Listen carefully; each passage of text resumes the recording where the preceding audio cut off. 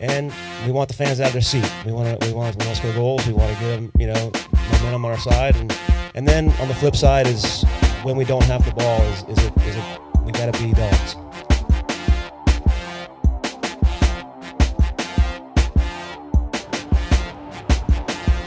Pedrinho, Lletget, Musa driving through the middle. He does a nice job of picking out more, putting it across. It's a dangerous ball, and it's slotted home easily by Petar Musa. FC Dallas answer quickly, and it's 1-1 here in Kansas City. To hold at the far right back position. Watch, here comes the overload centrally for Dallas. Create a quick little 4v3, split the lines, and then head up for Musa. Notice the immediate ball down in. His ability, Nate, to then create the separation on the back post run. Doesn't stop and stand still. Instead, does all the dirty work for himself. Simple ball on a platter, right in front of Moose.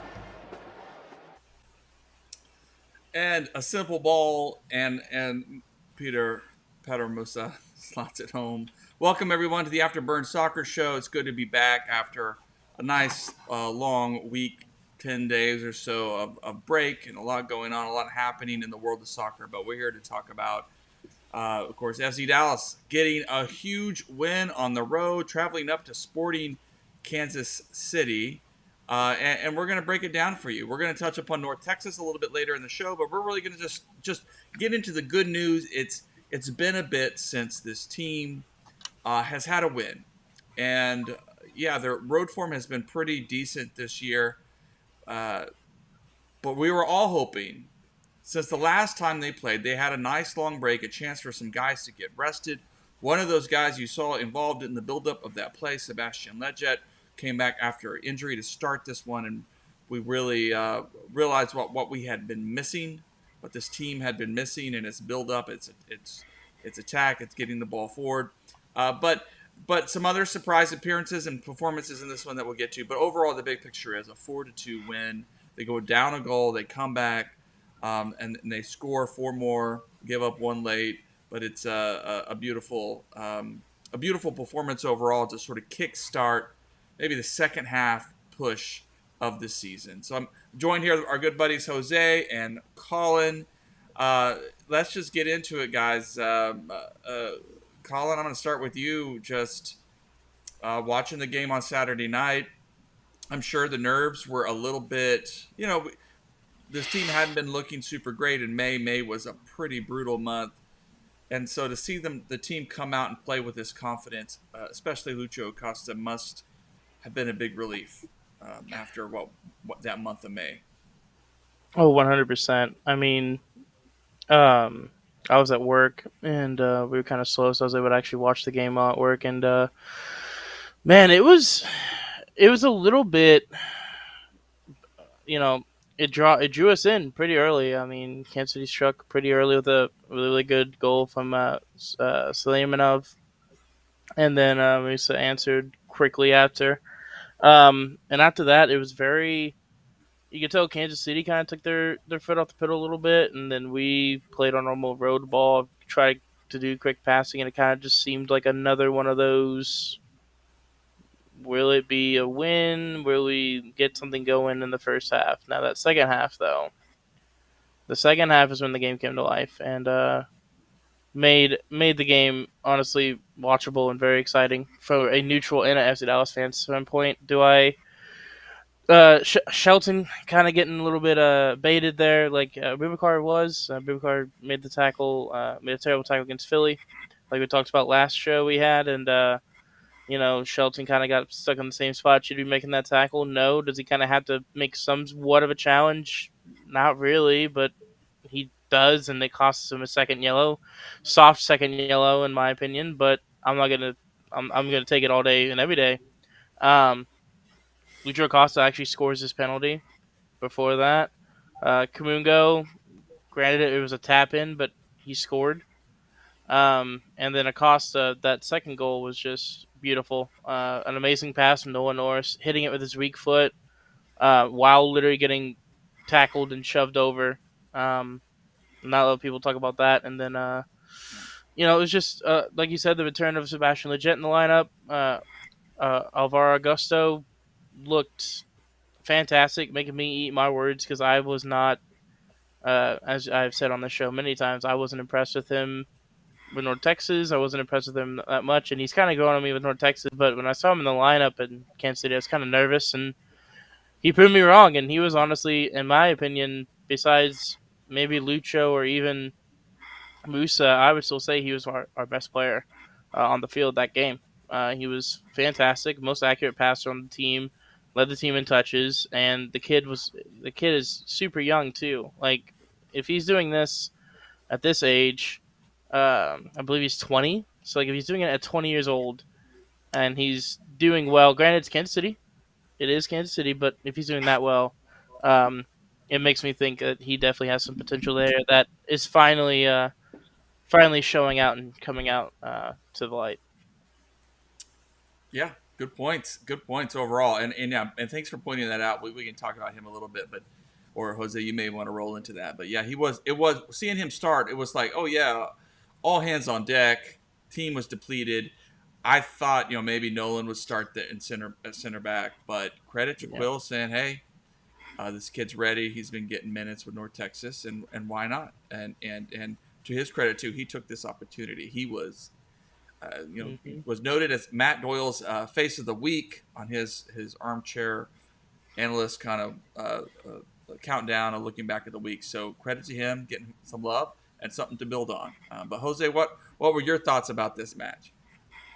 Oh, it was as far as I was concerned, it was a must win, and I think having them score just 8 minutes in, you're like, oh man, here we go again.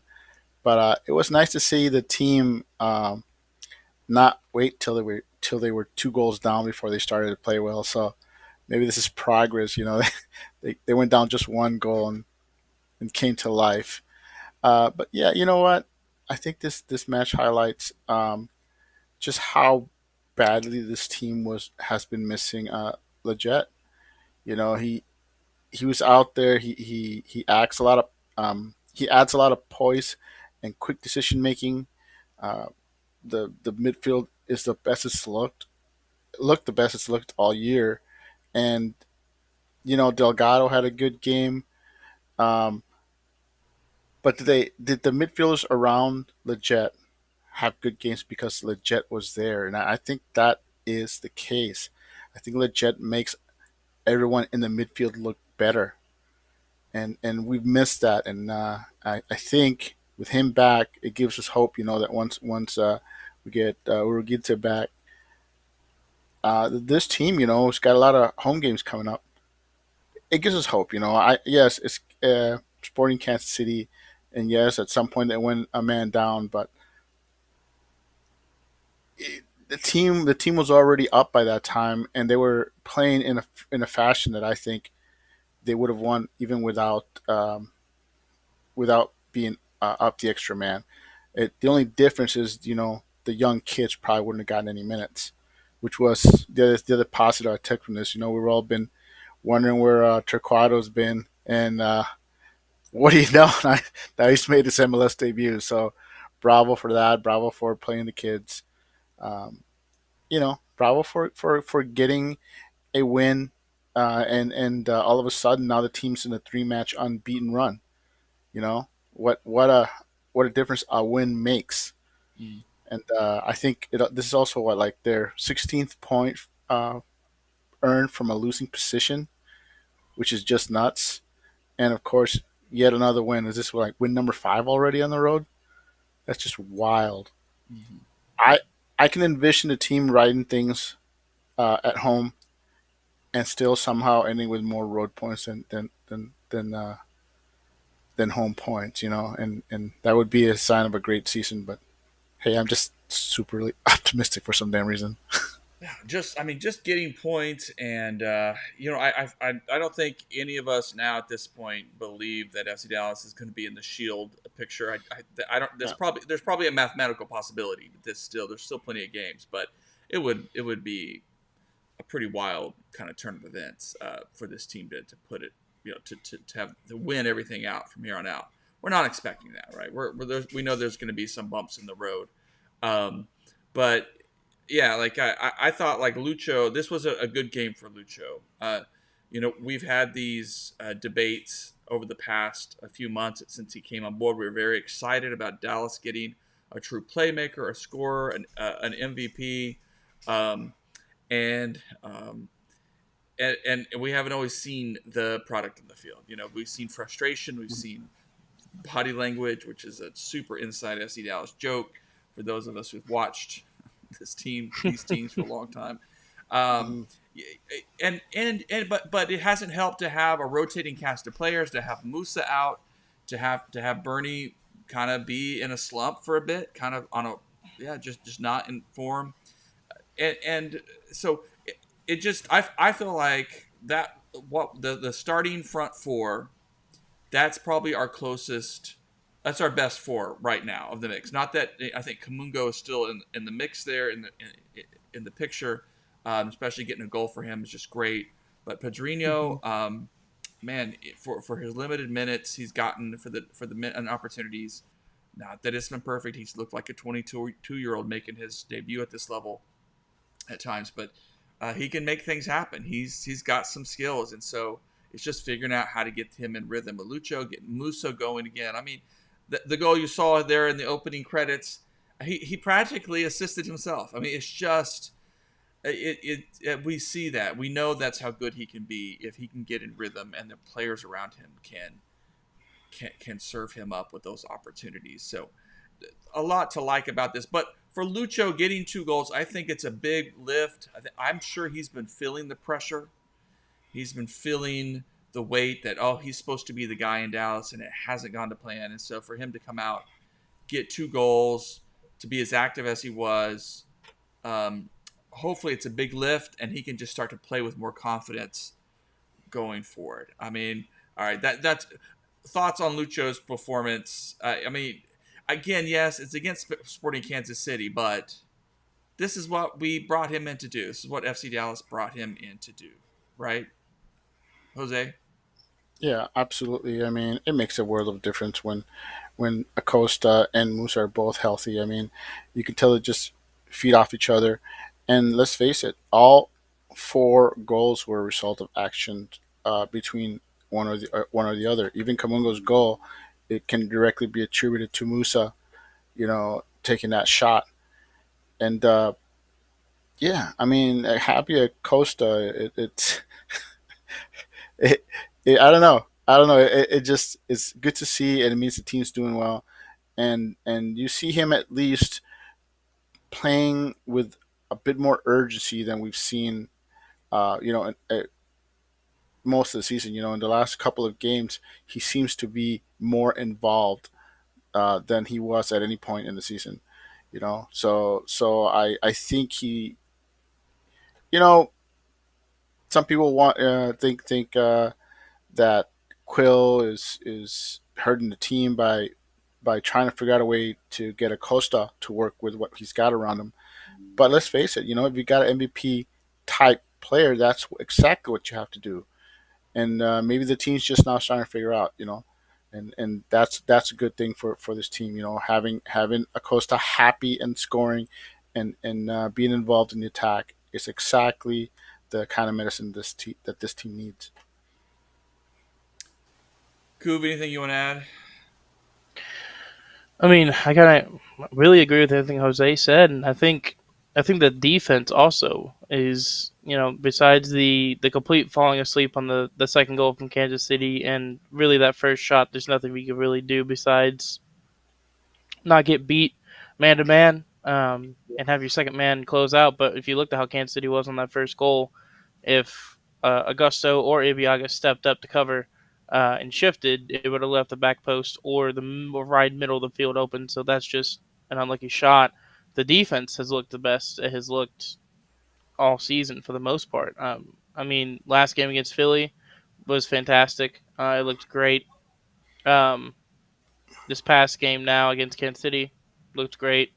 Um, I can't really think any times this season that the defense has looked that good since Minnesota, which was back in April. So it's one of those things where the team is the team is slowly, if we can keep this up, is building up on momentum, right? I mean, we're 3 games undefeated. The only game we lost before that was Seattle on that late pen, and then Houston uh, at home, which is unacceptable. But the team is on an up and upward trajectory. We're getting people back healthy, um, and it's just one of those things where man, we're on the up and up, and I don't want to jinx it, but I think we're definitely on the up and up to where if we keep going like this, we're gonna hopefully sneak into playoffs. And I mean, I say hopefully as if we're not 1 or 2 points off.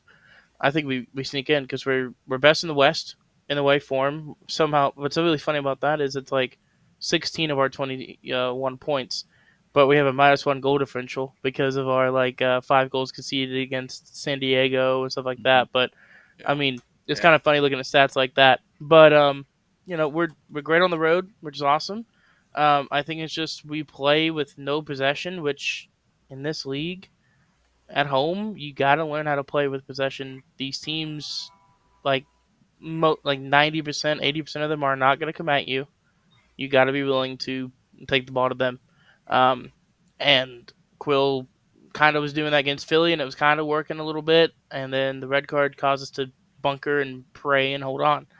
Um, so it's just one of those things. I mean, the team, I think, has finally figured out what it wants to do. Its mentality on the road, and it's obviously a mentality that they're building at home. I think that there's a mixture of both, but and I think that if anything, we're working out the kinks now, and now we're getting everyone back and healthy. I think it's just going to be a matter of time before we're actually firing at the potential that this team can have baseline, and then just slowly build on that towards the end of the season. Hopefully, find a run of form towards the end of the year, going into playoffs, and see how well we can do. That's great. Yeah, Chris, thank you for jumping on with us. Appreciate it. Yeah, and it's kind of nice to be back and not to be talking again about another draw or a tough home performance or road loss. It's good to be talking about a win. And yeah, we touched upon Augusto a little bit earlier. Just said we knew he was going to be a project. You sign a 19-year-old defender, 20, you're not expecting him necessarily to start right away, and getting him down with North Texas is probably just a way for him to get in rhythm, to get minutes, to get comfortable with the environment, to get the coaches to see him, but for him to step up, this is what we brought him in for. And yeah, a good solid game. I mean, he's still young. We'll see as Ibiaga and Abubakar get healthy, but my gut is as those guys watch this tape, they need to be knowing that there's a hungry player ready to step in and eat up their minutes. So those guys need to bring it as well. And we'll see how that. Yeah. And you're right, Colin. It would Absolutely not. Oh my gosh, it would be the bleakest of days. And of course, we have home games coming up, and the way this team has played on home, I'm still not. It's not like I'm turned the page, but they're at least going to be rested. This is something big for them to build on, and so let's just hope that they continue to build from this performance. We've said that before. These other performances, So I just don't know what it is with FC Dallas this season, but great, a sigh of relief, and that they were having some fun out there, which is what we want to see too.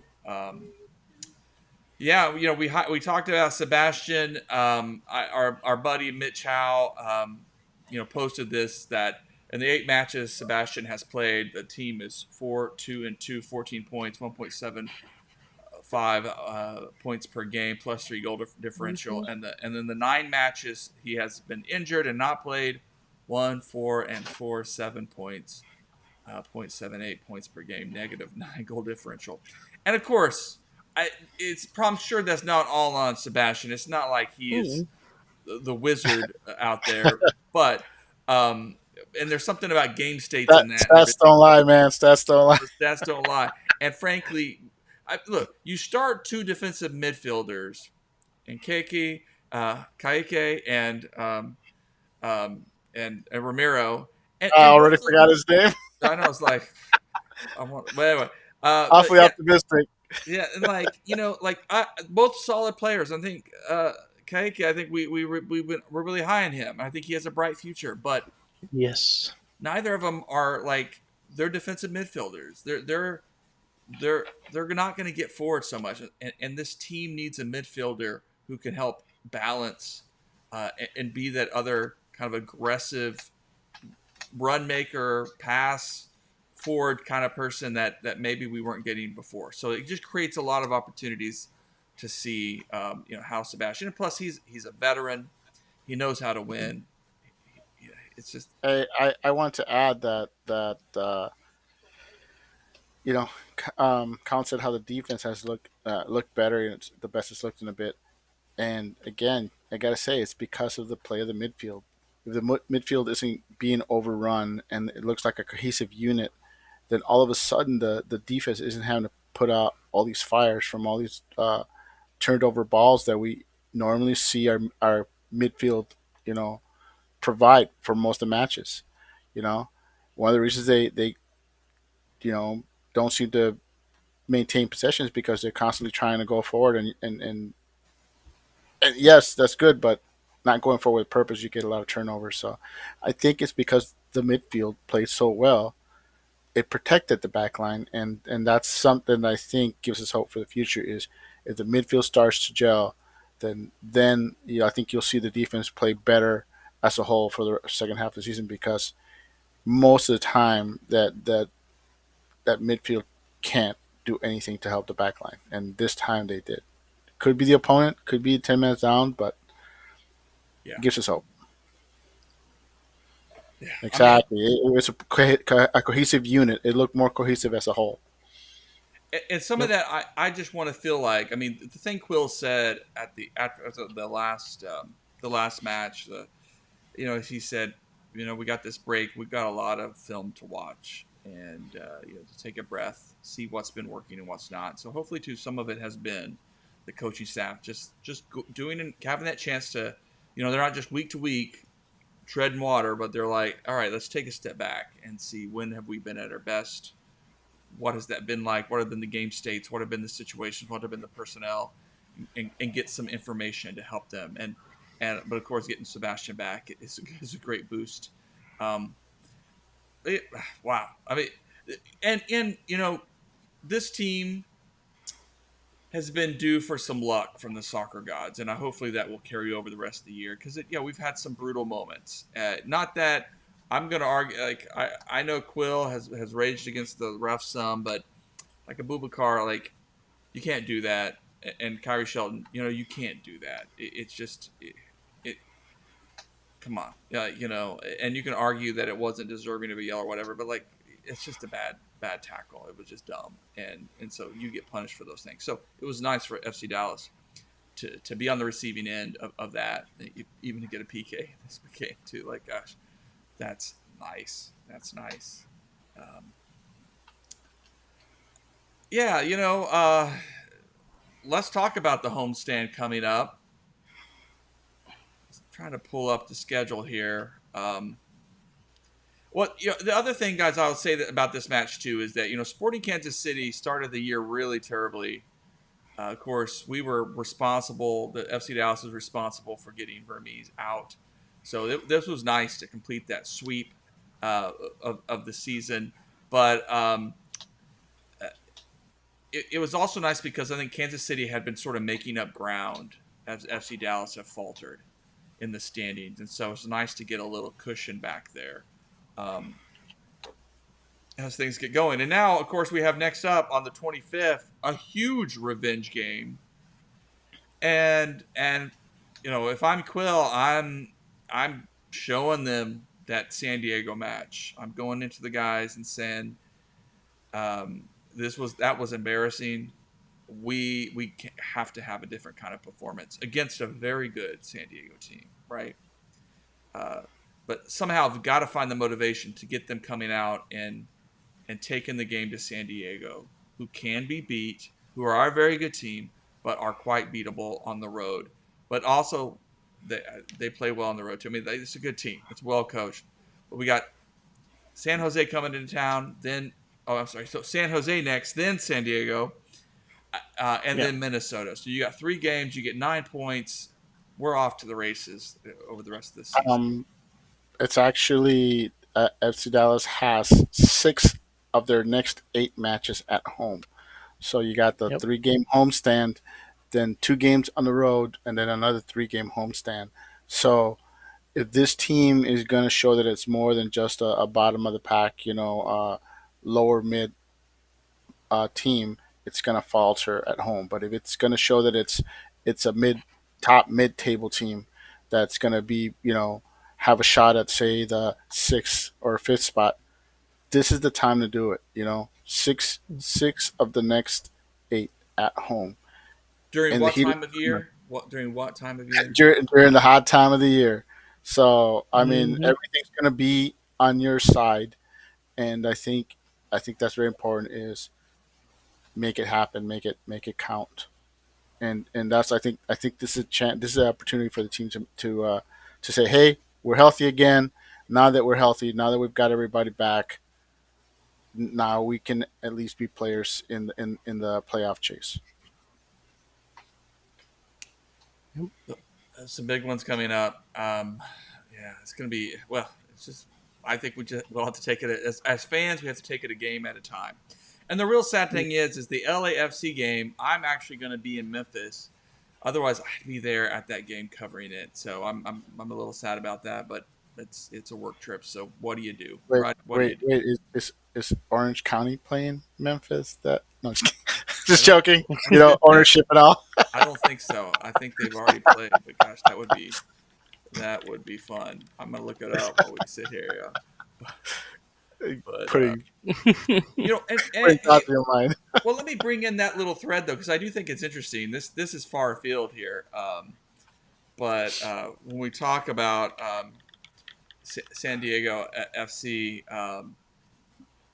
they bring in this player that he was with Orange County, and then he goes off to Norwegia or whatever, and comes back and he's scoring goals. And so it's a reminder of like, hey, and what's his name, Molosky, right? Is that right? Mhm. Um, Yeah. and Elon Molosky, I think that's right. And credit to him, he scored a goal against FC Dallas when we were down there, and it was kind of a bittersweet thing. Milan Ilosky, and so a reminder too that we got to keep an eye on these USLC teams, because they've got some players that can really help MLS if teams would just go give them a look. But man, but good stuff. I mean, good to see that pipeline and see those possibilities. But yeah, I got sidetracked there. I got to see. I think they were already in Memphis this month. So, but if not, we'll see. No, they're not. Oh boy, that would have been fun to catch an away game. I wish those FC Dallas was playing Nashville. I would have driven the hour and a half or whatever to Nashville. Yeah. I see North Texas lost. Yeah, again. Norway. Sorry, thanks, bud. Thanks there. North- I'm having. When you take a break and you're not pronouncing KK or what, like you have to. Oh wait, let me pull it back from the archives. Jose, what were you about to say? Nothing. I was just saying how North Texas has fallen back to reality there, back-to-back losses, and they need to find a way to bounce back and get that unbalanced schedule. Simple win and they're back in the top 3 spots. So Yeah, they'll be back in action on Wednesday, and Saturday as well. So it's going to be a full week for them. But I put on the on the article today, like this is probably to be expected. I don't think we expected North Texas to be well. We knew they're going to be better, but this is still a young team. It's still a team that's adjusting and figuring itself out. So I'm not. They lost a really tough one in St. Louis City too. That was not great. That was a really poor performance from them. But sort of battled back against Austin FC too, but just couldn't quite get that equalizer. And that's a tough one to drop. But these are learning opportunities for these players. I think that's what we're going to see. and as long as they can get into form, and maybe they missed Alvaro. I don't know. I don't know if he played in that one against FC2. Well, Alvaro and Torcado, Of both. course, yeah, Both. no, yeah, of course, it was the same day. So no, they were missing those two, and I'm sure that impacted them as well. Yeah. So yeah, Chris, it's going to be a tough schedule ahead. They're going to have to really put it together, but I have faith in these youngsters. I think they're a lot of fun to watch, and I think they need these learning moments as a team. With Yeah, so many they're a young guys. team. They're a far younger team than they were last year. So, and I like that. I like that. You want your reserve team to be a younger team with players that can still grow. Yeah. Mm-hmm. Well, all right. So got another roughly a week off until FC Dallas Yep, is back in action. like a week and a half. Yeah, and Yep. what was interesting about the media availability email that went out is the team's been given a lot of days off, and you may have seen already. Actually, Petar Musa was showing up for a fan event. I don't know where, but I just happened to see that video. We shared it in the chat, I guess. It was for the Benfica Boca game, which also Lucho was there as well, Hmm. supporting his Boca boys. So Yeah. So good chance for those guys to rest up a little bit. And I saw that and I think, oh, don't you want to get back to practice after a big win on the road? But I imagine these guys need that mental recharging, and then we'll come back ready to go. But we'll see. I mean, it's good. At least they don't have to travel for a few weeks. Yeah. Yeah, a little more on NTSC from Chris. Sisset at left back because Torcado was with FC Dallas and Gall was not at left back. yeah, But so a little bit of a weird one. Yeah, but against a hated rival, we don't like losing to Yeah, Austin. they had like four center backs. You had Charles at right back, and they had Sisset over at left back. mm-hmm. So so you have to wonder if that hampered them going forward. I mean, I I don't think I've seen enough of those two playing at that position to see what kind of fullback they make. All right, And with how question. massive Cisse is, I doubt and I question how well he would do at wingback going against, especially Abarca. He's a pretty quick player for Uh, Austin as well. Very yeah, interesting decision. yeah, it was very interesting. But I think Charles, I think, is capable of playing that and going forward. But like I said, I don't Yeah. know how effective he is because you know, I I believe he has the speed and athleticism for it, but I don't know how he is as far as his footwork and ball possession and all that. Uh, Intriguing to watch. I didn't get to see it, but I did notice one thing when I looked at it. It's like, wow, four center backs. It's like that's interesting. I was at a dear friend's wedding, and the games were going on at kind of at the same time. Like it was kind of I was refreshing my feed, and I was able to watch a good chunk of the first a piece of the first half. Yeah, see what Winters is saying. Chris is saying makes sense there. Yeah, That that decent I, chunk of that the looks first like half. that But looks like yeah, a it was logical conclusion to that. yeah, and I still think we just see a team that a lot of this talent is we're learning. We're learning about these guys like Sisset, like Yeah, I Cisse. mean you got to experiment. At that. I don't mind them playing players out of position uh, because at that level, if you think they can play another position, why not give them a look? Mm-hmm. Not upset about it. Just I was just caught my attention. It's like, wow, I'll have to watch this game on replay just out of sheer curiosity of how that went. Last question, guys. 2 weeks ago when we had our last show, we did spend a little bit of time talking about summer transfer window, and of course, it's on the way still. I mean, it'll be coming around, rolling around the door here in just a month. But uh, as guys get healthy, I think we were pretty clear. We said, oh, we got to be looking for a center back, a winger, uh, would be nice. Alvaro makes things interesting because if he builds off of this and he, keeps this up and forces Quill to give him more minutes, maybe we have our center back, right? I don't want to put all my eggs in that basket yet. I think we're going to see him a little bit more seasoning, but it was a good performance from him. It was a I'm good. gonna stop. I'm gonna stop you right there. Oh, stop me! I mean, I'm Just trying to to let head you my. know that. Just to let you know that when we say we need another center back, we're talking about a starter quality center back, somebody to start alongside Urugide, or someone that can push the two players that are currently battling for that position. That's what we need, and I'm happy that Augusto had a good game. I think it solidifies him as our number 5 CB, which I wasn't certain he even was. You know, but as far as I'm concerned, and as far as a lot of the fandom's concerned, they want a center back that can come in and compete, or heck, a must start would be great.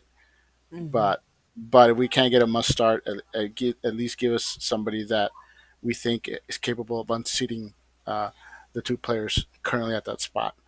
Um, you may carry on now. Well, no, I mean, no, I hear you, and I think that's just what we don't have enough data yet to really know. But I like it. I want FC Dallas to develop young players and to identify those guys and give them those opportunities earlier rather than later. I know that takes a lot of faith. It's a big swing because if it sucks, Yeah, if it the other, fails, you might lose your job as a head coach. But I just said this is a good performance. He needs to get some more minutes at some point to see if he can keep I this going. think I think what this team needs is a backup right back, preferably one that can also play center Yep. back. Because I mean, Augusto is the first time that we had to go deep into the well, but think of all the minutes that Moore has missed that we've had to start either Abubakar or had to move Ramiro over there to play at right back. Clearly a hole that needs to be plugged, and we need somebody there that can give us starts at that position. Mm-hmm. And I think that's, if you're not going to give us a center back, give us a right back, preferably both. Mhm. But I think right now we need a, like I said, a right back. You know, yeah, just a right back that is gives us solid starts, solid minutes off the bench.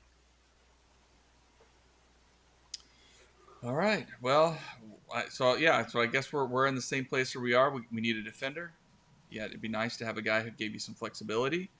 I think we're still open to a winger who could come in and really offer some counterbalance with Anderson Julio. But we also just need this team to be healthy. But that's just it, though. I mean, you could, knowing the way the signings have been lately, I wouldn't be surprised if they bring in somebody that's in betweener. Maybe at each position, like I said, maybe you bring in a guy that can play winger and right back, or right back and center back, or center back and left back. I mean, if you can get a utility guy or two, that I'd be okay with that. If we're not going to bring any people to push for starting minutes, give us guys that are versatile and can start at multiple positions, either or. All right. Well, I think we'll leave it there. Wow, it's nice to feel positive again about this team. Yes, we, yes, we I'm have, I, I'm I'm back to being hopeful. yeah, Not excited, hopeful. and I'm dusting off taking that nice little break gave all of us a chance to put that negativity a little bit behind us and clear the air, get back in. We're all getting back in rhythm, and we'll see what unfolds the rest of the season. But I am hopeful. I mean, that performance on Saturday, yeah, not perfect. Certainly some things to improve, but it was such a needed burst from this team of scoring, of offense, to Mhm. remind us again, this is what is possible. And like I said, Sporting Kansas City, it's been a tough year for them, but they've been playing well lately. So to go into their house to get those points, it's a good stuff. It's good stuff, and hopefully they can keep building on this with a couple of important matches, 3 important matches right up running that will shape a lot of the future of this season. So good stuff.